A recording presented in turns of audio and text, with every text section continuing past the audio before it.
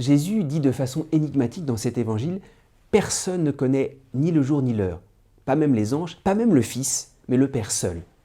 Comment se fait-il que le Fils, qui est Dieu lui-même, ne connaisse ni le jour ni l'heure? Alors en réalité, il s'agit d'une manière de parler qui est courante dans l'Écriture.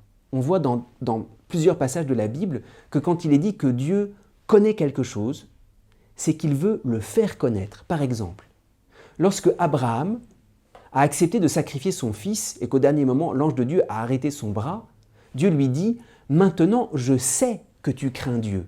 C'est évident, Dieu le savait déjà. L'Écriture veut plutôt nous dire « Dieu a fait savoir à Abraham que lui-même craignait Dieu ». Il l'a fait savoir de telle sorte qu'Abraham a lui-même expérimenté de l'intérieur que vraiment il craignait Dieu, qu'il était prêt à aller jusque-là. Alors c'est une manière de parler de l'Écriture. Lorsqu'il est dit « Dieu sait », il veut te le faire savoir. Ou Dieu ne sait pas, Jésus ne le sait pas, le Fils de l'homme ne sait pas, il ne veut pas te le faire savoir.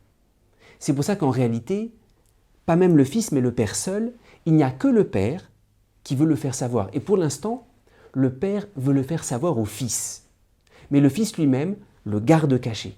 Alors la question qu'il faudrait se poser, pourquoi est-ce que Jésus garde caché le jour et l'heure de sa venue? Parce que si nous connaîtrions le jour et l'heure, nous serions encore capables d'organiser précisément notre vie autour de sa venue.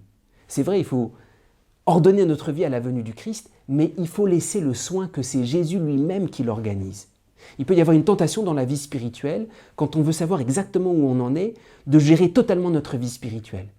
Accepte que c'est Dieu lui-même qui est le maître de ton temps, le maître de ton histoire. Alors c'est pour ça que Jésus ne veut pas qu'on sache ni le jour ni l'heure, parce que Jésus veut cet abandon si profond, cette paix si profonde, remet le rythme de ta vie spirituelle à Dieu. C'est Dieu lui-même qui en est le maître.